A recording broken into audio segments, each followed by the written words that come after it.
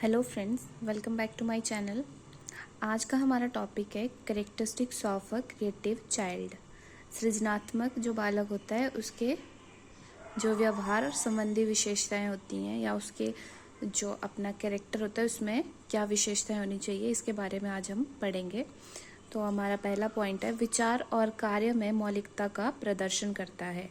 विचार और कार्य में मौलिकता का प्रदर्शन मतलब कि जो वो सोचता है उसी कार्य को वो अच्छे से ओरिजिनलिटी से पूरा करता है, उसका अच्छे से कंप्लीशन करता है। ठीक है, आगे आता है समायोजन में सक्षम और साहसिक कार्यों में प्रवृत्ति, यानी कि जो एडजस्टमेंट करने में उसका जो व्यवहार होता है वो बहुत अच्छा होता है और वो कभी शिकायतें नहीं करता किसी काम की, वो एडजस्ट कर लेता है। और उसका नेचर कैसा होता है, करेजियस नेचर होता है उसका, यानी कि उसको साहस भरे कार्य करने में मज़ा आता है। और कुछ ये भी इसकी विशेषताएं हैं, अच्छी स्मरण शक्ति, उसकी मेमोरी बहुत अच्छी होती है और ज्ञान का दायरा विस्तृत होता है, यानी कि उसके पास नॉलेज का भंडार होता है, उसके पास हर एक चीज़ के बारे में इलेबोरेट करके नॉलेज होती है। ठीक, चुस्ती, सजगता, ध्यान एवं एकाग्रता की प्रचुरता, यानी कि वो एक्टिव होता है, हर काम को करने में सक्रिय होता है और उसके आसपास जो भी घटनाएं हो रही होती हैं उनके बारे में उसको ज्ञान ज्ञात होता है उसको। और उसके ध्यान एवं एकाग्रता की प्रचुरता होती है, यानी कि उसका ध्यान भटकता नहीं है कोई भी कार्य करने के दौरान। जो वो कार्य कर रहा होता है उस काम को वो बिल्कुल अच्छे से पूरा करता है। जिज्ञासु प्रवृत्ति का होता है, दूरदर्शी होता है, उच्च स्तर की विशेष कल्पना शक्ति होती है उसमें, यानी जिज्ञासु होता है क्यूरियस, कि किसी चीज़ के बारे में जानने की उसको बहुत इच्छा होती है। दूरदर्शी यानी कि अभी जो कोई कुछ कार्य कर रहा है उसके बारे में आगे तक सोचना कि इसके साइड इफ़ेक्ट्स क्या होंगे, इसके बेनिफिट्स क्या होंगे, या इससे किसी को फ़ायदा होगा, किसी को नुकसान होगा, ये कार्य पूरा हो पाएगा, ये सारी चीज़ें उसके दिमाग में आ जाती हैं। और उच्च स्तर की विशेष कल्पना शक्ति होती है उसके पास। एक होता है जो नॉर्मल बच्चा होता है उसके पास ये कल्पना शक्ति तो हर किसी के पास होती है, लेकिन उच्च स्तर का मतलब कि जो चीज़ें हम सिर्फ सोच सकते हैं वो उन चीज़ों के बारे में सोच कर उनको पूर्ण भी करने में सक्षम होते हैं।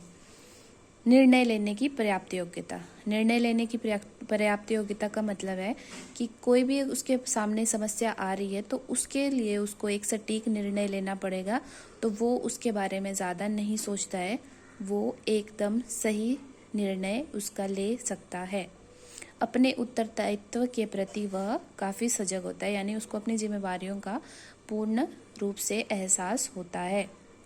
विस्तारीकरण की प्रवृत्ति, यानी कि इलेबोरेशन, कोई एक फैक्ट होता है उसको वो इतने अच्छे तरीके से विस्तृत रूप से दूसरे इंसान को समझा सकता है कि दूसरा इंसान उसको समझने के लिए ज़्यादा टाइम नहीं लगाता है। ठीक है, उसको इजीली हर चीज़ समझ आ जाती है और उसका इंटरेस्ट भी उस चीज़ में बन जाता है। उसकी अभिव्यक्ति में सदैव स्वाभाविकता एवं सहजता पाई जाती है। अभिव्यक्ति यानी कि वो जिस प्रकार से अपने थॉट्स को दूसरों के सामने रखता है उसमें हमेशा क्या होता है कि एक व्यावहारिकता होती है, स्वाभाविकता होती है, नेचुरल सी चीज़ होती है उसमें, कि वो नेचुरल तरीके से उसको समझाता है एवं सहजता पाई जाती है और इजीली समझाता है। अपने सुझावों के विरोध का बुरा नहीं मानता। ठीक है, यानी कि अगर वो कोई सुझाव दे रहा है, अगर किसी को कोई सजेशन चाहिए होती है, अगर हम किसी को कोई सजेशन दे रहे हैं और उसको वो समझ आ रही है, उसको पसंद आ रही है, तो वो खुश हो जाता है। अगर उसको क्रिएटिव बच्चे को ये चीज़ें बताएं कि हाँ आप ऐसे करो ऐसे करो, अगर उसको पसंद आ रहा है तो भी वो उसको एक्सेप्ट करेगा, और उसको पसंद नहीं आ रहा होगा तो भी वो उसको एक्सेप्ट करेगा, बिकॉज उसको पता है कि वो उसके अच्छे के लिए है। फॉर एग्जाम्पल कि एक क्रिएटिव चाइल्ड है आपकी क्लास में और एक नॉर्मल बच्चा है, तो जो नॉर्मल बच्चा होगा उसको किसी पॉइंट पे बुरा भी लग सकता है कि टीचर ने मुझे ये बात क्यों बोली, आप ऐसे मत करो, ये मत करो। लेकिन जो क्रिएटिव बच्चा होता है उसको इस चीज़ का बुरा नहीं लगता, बल्कि अगर उसको ये चीज़ें बताई जाएं तो वो उसको अपने व्यवहार में लाने की कोशिश करता है। ठीक है, आगे आता है बौद्धिक स्थिरता का प्रदर्शन। कि बौद्धिक स्थिरता का प्रदर्शन का मतलब कि उसके थॉट्स में हलचल नहीं होती है। ठीक है, वो कोई चीज़ समझ रहा है, उसको समझने की कोशिश कर रहा है, तो वो आराम से ध्यान से उन चीज़ों को समझता है, जो ऊपर हमने एक पॉइंट पढ़ा कि उसमें ध्यान और एकाग्रता की प्रचुरता होती है। नेक्स्ट, जटिलता, अपूर्णता, असमरूपता के प्रति उसका लगाव होता है। यानी कि उसके जो इंटरेस्ट होते हैं वो क्या होते हैं, ज़्यादातर जो टिपिकल चीज़ें होती हैं उनको वो पसंद करता है। या फिर अपूर्णता मतलब कि कोई एक डेफिनेट एंड नहीं होता है उसकी थिंकिंग का, कि यहाँ पे हाँ हमने सोचना बंद कर दिया। जहाँ पे कोई बच्चा सोचना, नॉर्मल बच्चा सोचना बंद करेगा, जो क्रिएटिव चाइल्ड होगा उसकी सोच वहीं से शुरू होगी। और असमरूपता के प्रति उसका लगाव होता है। असमरूपता मतलब कि कोई चीज़ जिसमें कोई सेम सिमिलैरिटी ना हो, कोई सिमिलैरिटी ना हो जिन चीज़ों में, तो उन चीज़ों में उनका ज़्यादा लगाव होता है। ठीक है, वो उनको ज़्यादा फाइंड आउट करने की, उनके बारे में कुछ ज़्यादा ढूंढने की कोशिश करता रहता है वो। अब ये तो हमने पढ़ी कि उसके व्यवहार में क्या क्या चीज़ें होती हैं। ठीक है, आगे हम पढ़ेंगे कि उसके व्यवहार को हम किस प्रकार से, एक नॉर्मल बच्चे के व्यवहार को किस प्रकार से हम विकसित कर सकते हैं। इसमें फर्स्ट आता है, इसमें बहुत सारे पॉइंट्स हैं लेकिन हमने कुछ मेन से डिस्कस किए हैं। उत्तर देने की स्वतंत्रता, यानी कि पहले क्या होता था कि टीचर पेरेंट्स अपने बच्चों को क्या कहते थे कि जो हमने लिखवाया है वो क्वेश्चंस आप रटो, पढ़ो, पेपर में लिखो, अच्छे मार्क्स लो। ठीक है, लेकिन टाइम टू टाइम ये चीज़ें थोड़ा चेंज हो गई हैं। अब क्या होता है, सिंपल हम एक क्वेश्चन अगर देते हैं तो हमें बच्चों को ये कहना चाहिए कि आपको जिस हिसाब से लग रहा है आप इसका जवाब दो। हमें ये पता होना चाहिए कि बच्चे को इसका आंसर आता है, फिर वो किस लेवल का आंसर देता है वो फिर हम देख के उसकी क्रिएटिविटी का पता लगा सकते हैं। और अगर वो इस तरह से जवाब देगा तो फिर उसमें एक सोचने के लिए, खुद भी अपने थॉट्स पे कंट्रोल भी होगा। और क्या सोचना है, अगर उसको एक टॉपिक के बारे में सोचना है तो वो सिर्फ उसी के बारे में सोचेगा, उसके दिमाग में बहुत सारे अलग अलग टॉपिक से रिलेटेड थॉट्स नहीं आएंगे। ठीक है, आगे आता है अहम अभिव्यक्ति के अवसर। ठीक है, यानी सपोज कीजिए कि कोई एक्सपेरिमेंट है। ठीक है, कोई बच्चा कोई एक्सपेरिमेंट कर रहा है या टीचर ने बच्चे को पहले एक्सपेरिमेंट करवा दिया और बच्चा उस एक्सपेरिमेंट को किसी और तरीके से करना चाहता है, तो टीचर को उसको ये नहीं बोलना चाहिए कि आप ये नहीं करोगे, जैसे मैंने करवाया वैसे करना है। क्योंकि हो सकता है उसके दिमाग में कोई और इनोवेटिव चीज़ हो, कोई और इनोवेटिव आइडिया हो जिससे वो और इजीली समझ सके और दूसरों को भी वो और इजीली समझा सके। तो इससे क्या होता है कि जब वे अनुभव करें कि उन्हीं के प्रयासों से क्रिएटिव कार्य संभव हो सकता है, यानी कि एक जब उसके पास वो एक्सपेरिमेंट करेगा और उसका रिजल्ट आ जाएगा तो उसमें एक अहम की भावना, यानी ये मैंने किया है, इस प्रकार की भावना आएगी। तो फिर उसको एक कॉन्फिडेंस भी आएगा, उसके अंदर एक आत्मविश्वास भी आएगा कि जो मैं करता हूँ हो सकता है वो कभी ना कभी कहीं ना कहीं किसी के लिए यूजफुल हो। मौलिक तथा लचीलेपन को प्रोत्साहित करना। ठीक है, किसी समस्या समाधान में खुद की इनोवेशन यूज़ करना। ठीक है, जैसे कि कोई प्रॉब्लम है जिसको सॉल्व करने के लिए कोई सॉल्यूशन नहीं मिल रहा है किसी के पास भी, और अगर कोई बच्चा उस समस्या को सॉल्व करने में कुछ नए चीज़ इनोवेट कर देता है, कोई नई चीज़ की खोज कर देता है, तो उसके लिए उसको एक प्रोत्साहन मिलना चाहिए कि हाँ आपने ये किया है, बहुत अच्छा है। तो इससे क्या होता है कि बच्चे में ये चीज़ और ज़्यादा डेवलप होती है, इसका विकास होता है और बच्चे में फिर मौलिक और लचीलेपन जैसे ये भाव होते हैं ये खुद ब खुद डेवलप होना शुरू हो जाते हैं। झिझक एवं डर को दूर करना, ये सबसे मेन पॉइंट है, झिझक एवं दूर को डर करना, कि अगर कोई बच्चा क्रिएटिव है तो उसके अंदर झिझक और डर कभी भी नहीं हो सकता। यानी झिझक होगी तो वो बोल नहीं पाएगा, डर होगा तो कुछ कर नहीं पाएगा, राइट। तो अगर उसे कुछ करना है, क्रिएटिव बनना है, तो सबसे पहले ये दो चीज़ें उससे निकालनी पड़ेंगी। आगे है पाठ्यक्रम का उचित आयोजन, कि जो हमारा पाठ्यक्रम होता है, हमारा करिकुलम होता है, सिलेबस होता है, उसको इस प्रकार से डिज़ाइन करना होता है कि जो बच्चा उसको पढ़ रहा है उसको उसके बारे में नॉलेज तो हो, लेकिन प्रैक्टिकल नॉलेज होना भी उतना ही इम्पॉर्टेंट है जितना कि थ्योरेटिकल नॉलेज है। आगे आता है बच्चों में स्वस्थ आदतों का विकास करना। ठीक है, स्वस्थ आदतों का विकास करने से अभिप्राय होता है कि जैसे उसके अंदर सेल्फ कॉन्फिडेंस की भावना का किस प्रकार से विकास किया जाता है, या फिर वो किस प्रकार से अपने विचारों को सब लोगों के सामने रख सकता है। उसके अंदर जो डर की भावना, एक हीन भावना छुपी होती है, उसको बाहर निकालना होता है, या फिर एक रिजेक्शन की भावना होती है, उसको भी उसको एक्सेप्ट करना है, ये सारी चीज़ें क्रिएटिव चाइल्ड में आती हैं। सृजनात्मक चिंतन के अवरोधों से बचना। सृजनात्मक चिंतन के अवरोधों से बचने का मतलब होता है कि जो क्रिएटिव थिंकिंग होती है उसमें कुछ रुकावटें भी आती हैं, ठीक है। उसमें कुछ रुकावटें भी आती हैं, जैसे हो गया पुराने ज़माने की कुछ बातें हो गई, परंपरा से रिलेटेड कोई चीज़ें हो गई, कंजर्वेशन हो गया। फिर हमारे शिक्षण में कुछ त्रुटियां भी होती हैं, कुछ डिफरेंस भी होते हैं, कुछ गलतियां भी होती हैं, ठीक है। या फिर बच्चों को बिना मतलब कि कोई विदाउट एनी स्ट्रेस उनको कोई काम करने ही नहीं देना, ये सारी चीज़ें इसी में आती हैं। अगर ये चीज़ें सारी निकाल दी जाएं तो बच्चा सृजनात्मक चिंतन के जो रुकावटें होती हैं उनसे बच सकता है। सृजनात्मक साधनों का प्रयोग करना। सृजनात्मक साधनों का प्रयोग करना यानी कि कुछ ऐसी चीज़ों का यूज़ करना जिससे बालक खुद भी उन चीज़ों को देख के सोचे कि किस प्रकार से मैं इन चीज़ों को अपनी लाइफ में एप्लीकेबल बना सकता हूँ, कैसे इनका यूज़ कर सकता हूँ। Use of special techniques for fostering creativity, यानी कुछ स्पेशल टेक्निक्स, कुछ स्पेशल चीज़ ऐसी टेक्निक्स कौन सी हैं जिनका प्रयोग हम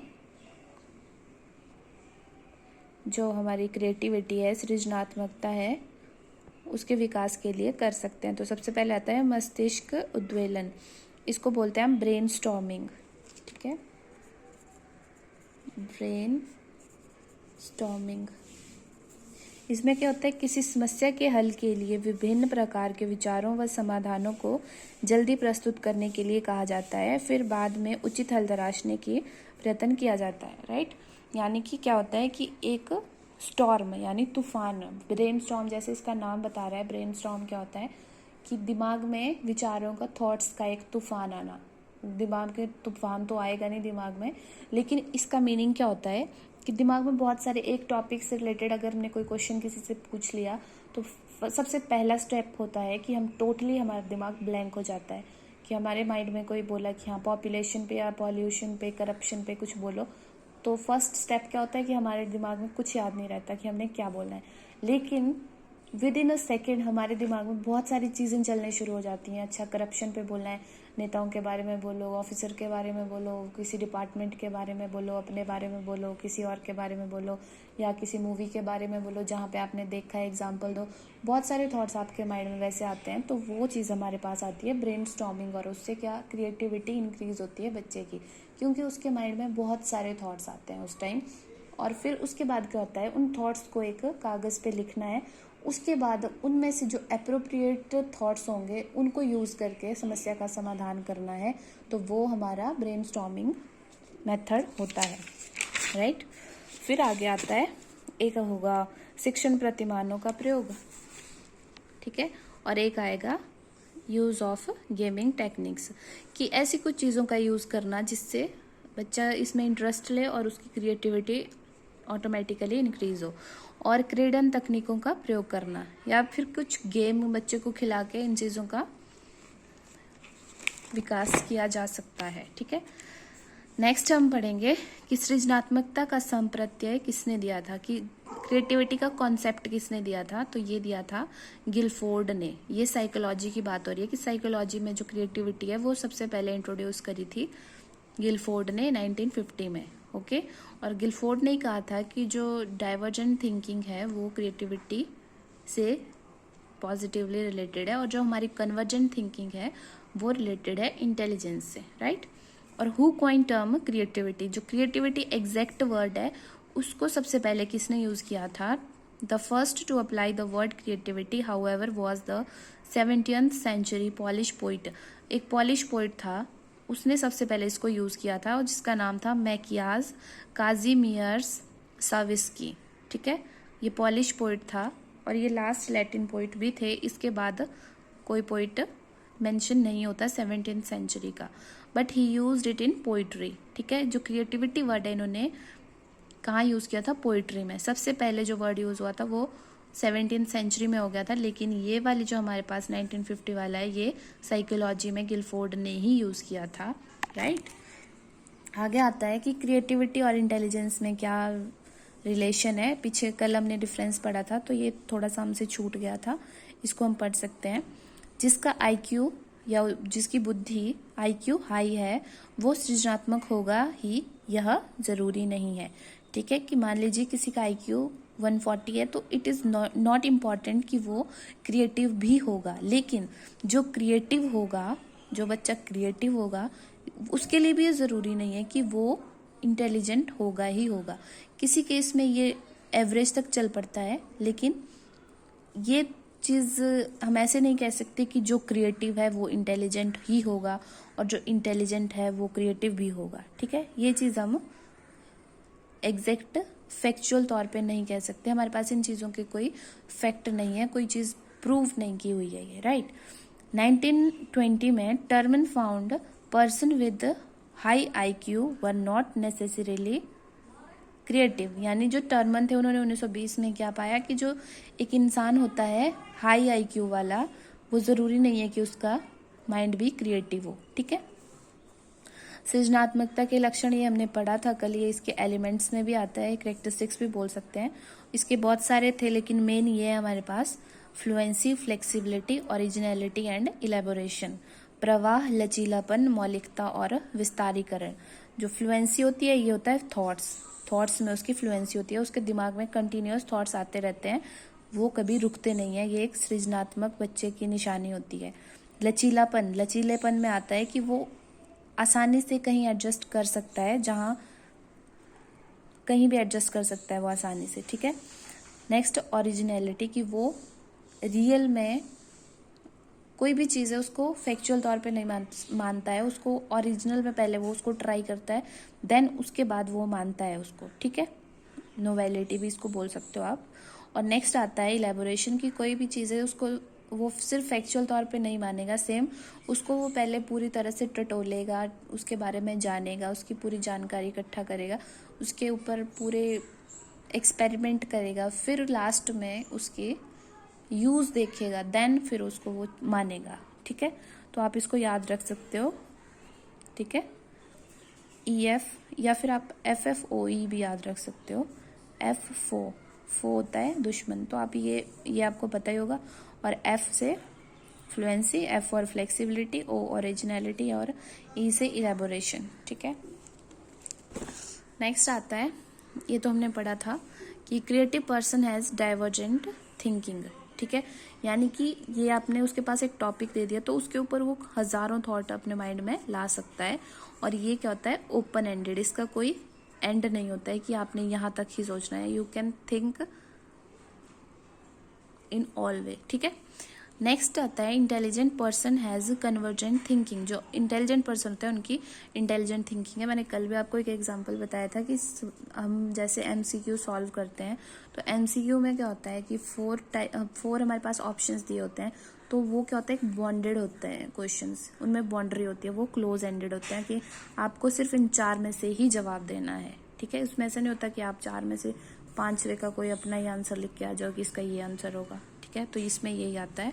फिर आगे हमारे पास जो टेबल था उसके बारे में थोड़ा सा पढ़ेंगे कि जो IQ रेंज यहाँ पे दी गई है और ये परसेंटेज इन पॉपुलेशन दी हुई है। ठीक, कि जितने दुनिया में पॉपुलेशन है उसका कितना % जो है वो ये सब लोग होते हैं। जो हमने बेल कर्व वाला पढ़ा था ये थोड़ा उसी से रिलेटेड है। अबव 130 जो होते हैं वो वेरी सुपीरियर या गिफ्टेड होते हैं, तो उनकी परसेंटेज होती है 2.2। फिर आते हैं 120 से 130 के बीच सुपीरियर 6.7। फिर आते हैं हाई एवरेज वाले 16.1, और फिर आते हैं टोटल एवरेज वाले, वो होते हैं 50%। यानी दुनिया के जो लोग हैं 50% वो एवरेज पॉपुलेशन के जो लोग हैं वो एवरेज IQ रखते हैं। ठीक है, और आगे आता है लो एवरेज में आते हैं 16.1, सेम 82 जिनका 89 IQ होता है, फिर 70 to 79 जिनका होता है 6.7 जो बॉर्डर लाइन होते हैं। नेक्स्ट है बिलो 70 2.2 इंटेलेक्चुअल डिसेबल जो मानसिक तौर पर मंद होते हैं बुद्धि से। ठीक है, नेक्स्ट एक क्वेश्चन, छोटा सा क्वेश्चन है, सृजनात्मक बालकों की पहचान हेतु कितने प्रकार के साधनों का प्रयोग होता है? तो वो होता है हमारे पास 2 प्रकार के, एक होता है क्रिएटिविटी टेस्ट सृजनात्मक परीक्षण, और एक होता है सृजनात्मक व्यवहार को जांचने वाली कुछ टेक्निक्स, कुछ तकनीकें, यानी क्रिएटिविटी बिहेवियर को जांचने वाले कुछ टेक्निक्स। सो आई होप आपको ये वीडियो पसंद आया होगा। Thank you for watching me.